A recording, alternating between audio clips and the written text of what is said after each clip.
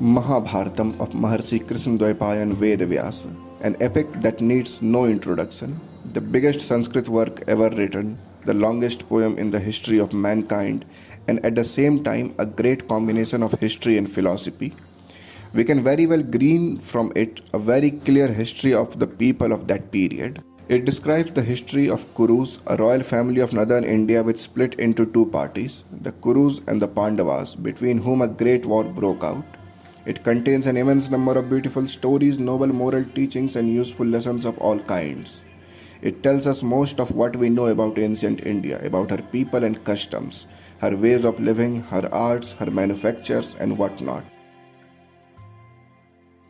In our previous video, we dealt with some myths regarding Ravanasur. In this presentation, we shall burst some myths about Mahabharatam propagated by fictional retellings and TV soaps in public domain. Let's commence. Blind son is also visionless. Andhe ka putra andha. Now this is one of the most iconic scenes in the daily TV soaps based on Mahabharatam. Or let me correct myself, loosely based on Mahabharatam. Yes, the magnificent scene where Draupadi mocked Duryodhan by calling him a visionless offspring of a blind man.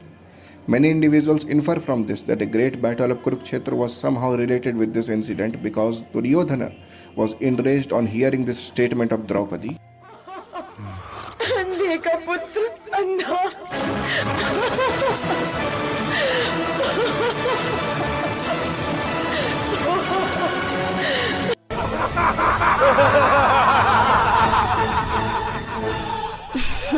अंधे का पुत्र अंधा ही होता है क्या?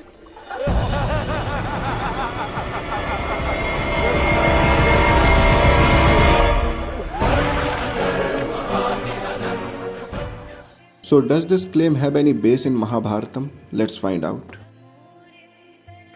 Let me tell you something beforehand. Draupadi didn't said anything like that. In fact, she wasn't even present on the spot.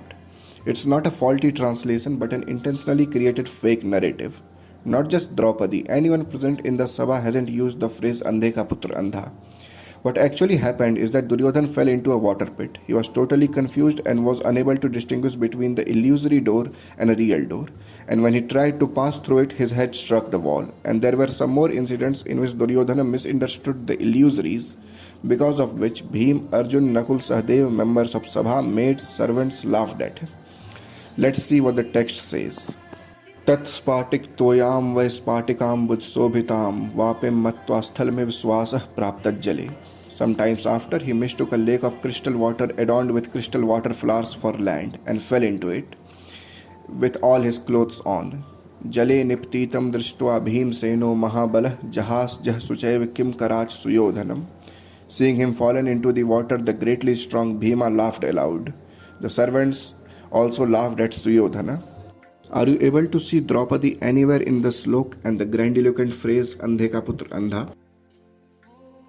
So let's see what happened next.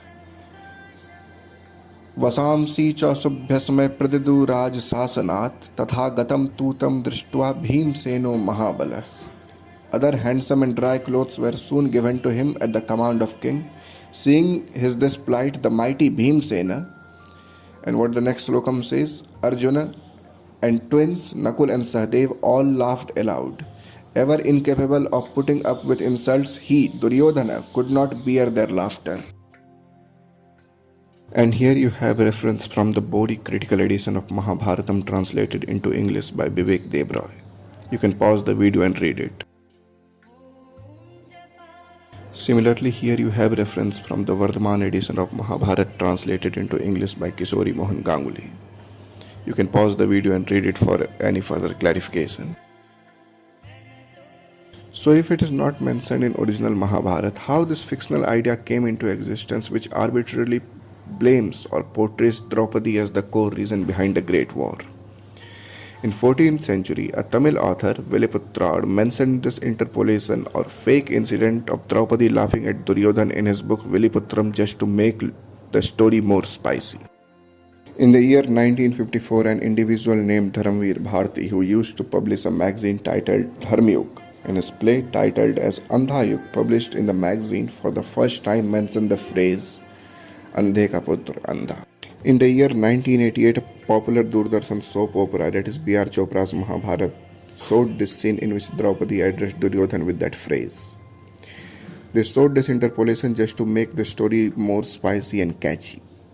We can say that they intentionally did so because the basic source of the TV serial was Bori Critical Edition of Mahabharata, and Critical Edition 2 doesn't mention any such incident. From this TV serial, many book writers, vlog writers, and TV serial producers took inspiration and publicized this interpolation. Sanjay's narration of the Battle of Kurukshetra. Now, most of the individuals think that it was a live narration. No, it was not. Sanjay gave the first update of the war to Dhritarashtra on the 10th day of the war. He returned from Kurukshetra to inform the king of the fall of Bhishma. The battle commenced on the battlefield of Kurukshetra at the appointed hour. Sanjay stayed in the battlefield for 10 days when Bhishma, being badly wounded with arrows, fell off the chariot. Sanjay conveyed the message to the king, who at the time was in Hastinapur.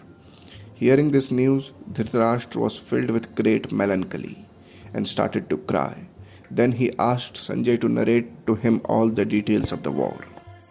Sanjay narrated all the nuances of the battle and then went back to the battlefield. Few days later, he returned to inform Dhritarashtra about the death of Drona.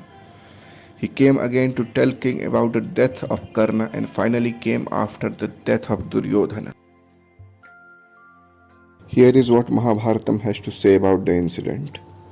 Vaisampayan Uvacha अथ गावल्ग निर्विद्वान संयुगा दैत्य भारत प्रत्यक्षदर्शी सर्वस्य भूत भव्य भविष्यवित् ध्यायेत धृतराष्ट्राय सहसोत्पत्य दुःखितः आष्टनिहितं भीष्मं भरतानां पितामहम्.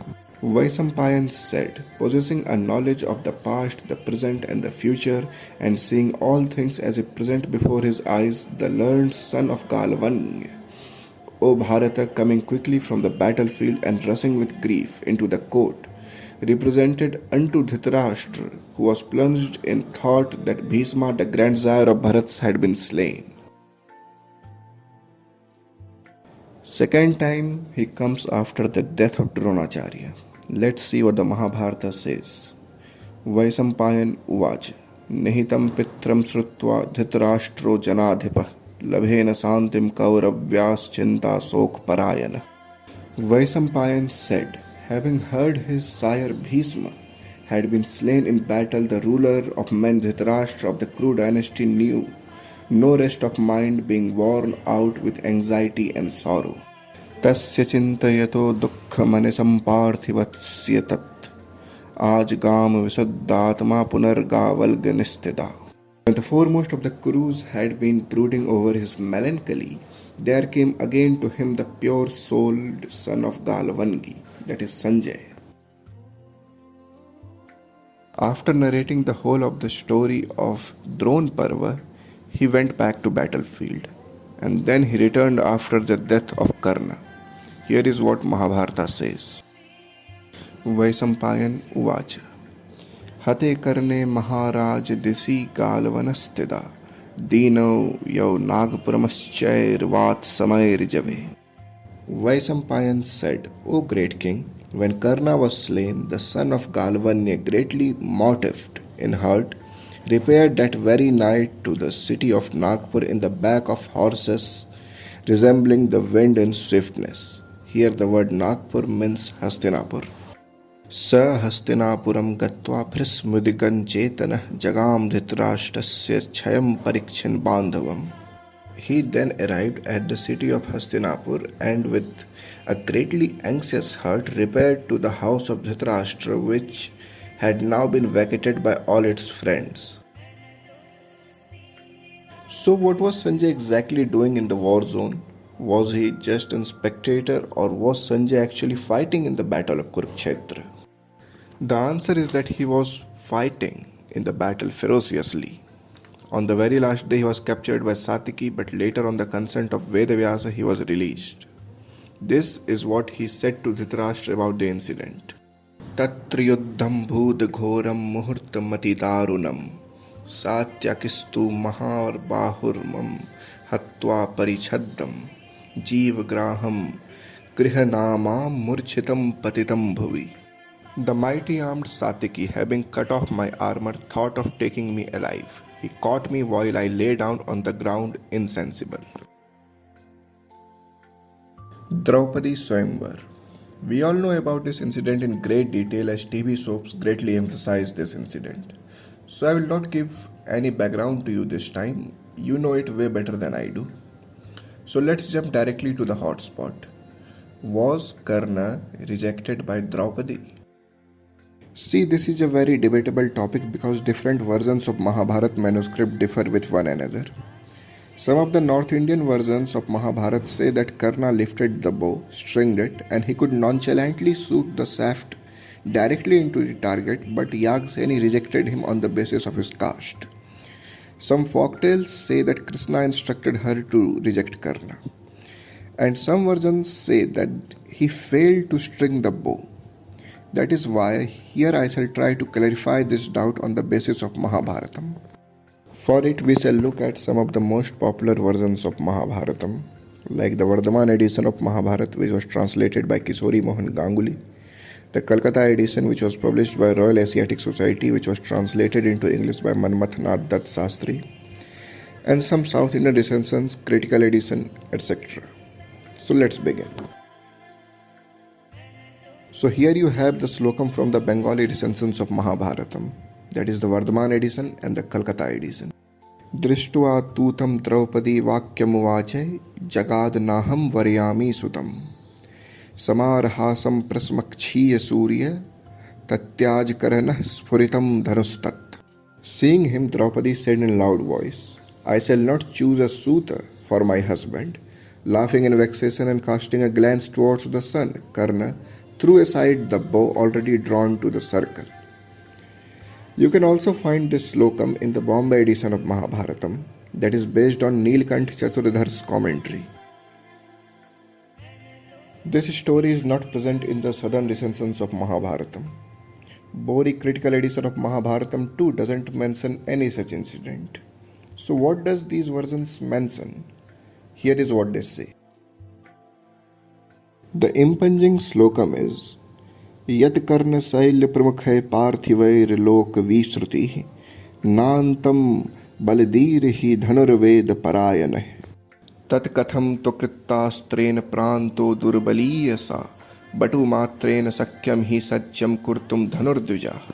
O Brahmanas, if Kshatriyas like Karna and Sailya who are famous in the world, have great strength and are well versed in Dhanurvedam, could not string the bow, how can this weakling Brahmana with no knowledge of weapons succeed? The critical edition and the Kumbakonam edition contains this slokam, and it is not like that this slokam is not present in the Calcutta and the Vardhaman edition. It is there, but the name of Karna is missing there. Here Bombay edition takes a very confusing stand as it mentions that Draupadi rejected him, but it contains this slokam too. So what can we do now? First, let's recap. The story of Karna stringing the bow is not mentioned in the South Indian manuscripts. Bori critical edition too doesn't mention this incident.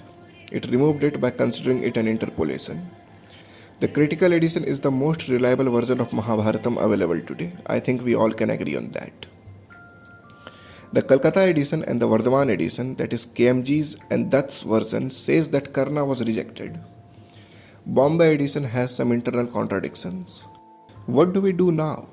So let me make it a bit easier for you by the use of a small trump card.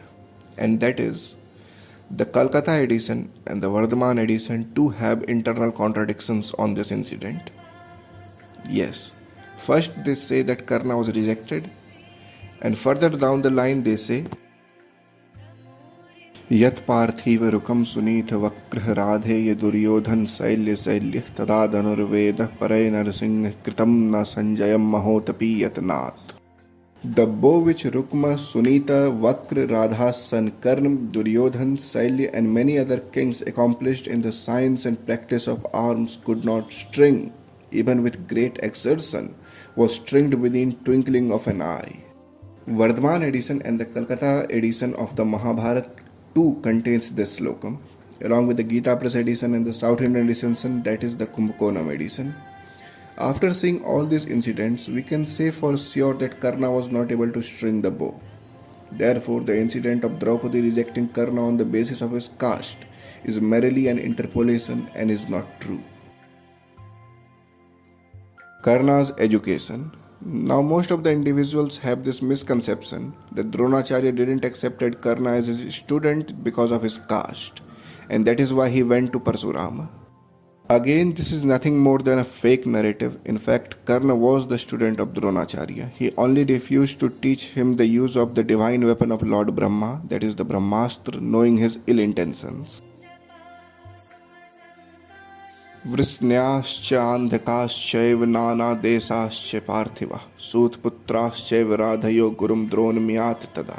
The Vrishnis, the Andhaks, the princes of various countries and the son of Suta and Radha, that is Karna, made Drona as their preceptor. Here we very clearly can see in the slokam, Sutputrascha Radhayo Gurum Drona Miyat Tada. The son of Suta and Radha made Drona as their preceptor. So it is very clear that Dronacharya was the teacher of Karna. And it is not something like when Karna arrived in Rangbhumi, he was entirely anonymous to the Pandavas and Kauravas. Actually, Duryodhana and Karna were childhood friends, and Karna was jealous of Arjuna since then. Let's see what is mentioned in the very next slokam. Spardhamanastu parthen sut putrotyamarsanah Duryodhanam samasritya so vaimanatya pandavan. The son of Suta, being jealous of Partha, always defied him, and being supported by Duryodhana, disregarded the Pandavas. Mahabharatam war was great, second to none. One of the important facts about the battle was, till the battle was going on, they were enemies, but when the battle stopped in the evening, they were friends again. So where were Pandavas and Kauravas standing before the great battle commenced? पश्यतां पाण्डुपुत्रानामाचार्य महितं चमं विद्यां द्रुपदपुत्रेण तव शिष्येन धीमता. O teacher, look at this great army of Pandavas assembled in army formation by the son of Drupada, your talented student.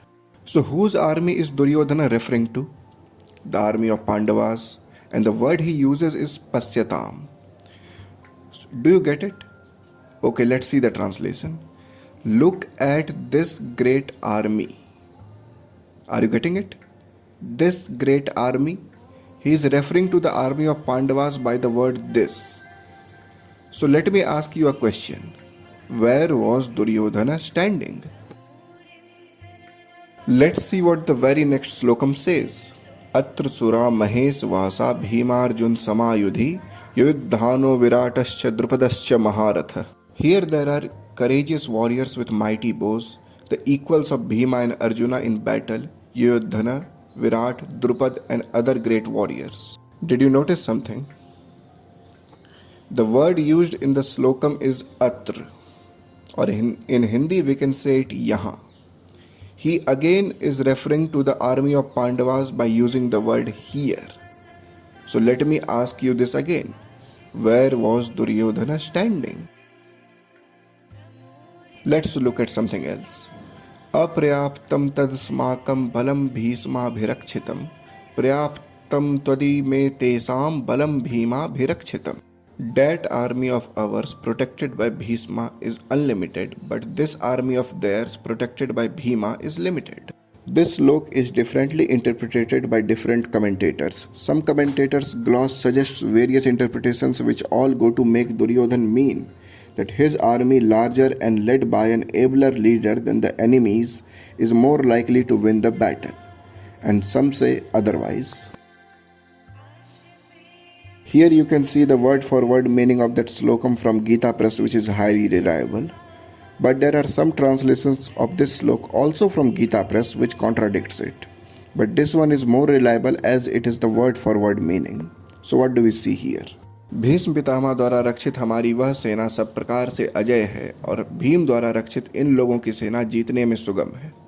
Do you see it? अस्माकं ततबलम, हमारी वह सेना. एतेसाम इदम बलम, इन लोगों की यह सेना. So here I ask you the same question again. Where was Duryodhana standing when he was referring to his own army by the word that and the army of Pandavas by the word this? I will leave this question unanswered for you. Think about it.